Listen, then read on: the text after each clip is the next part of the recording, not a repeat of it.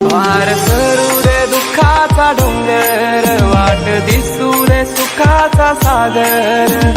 माझ्या मनीचा मी तूपणाचा अहंकार सारा दे जाळून.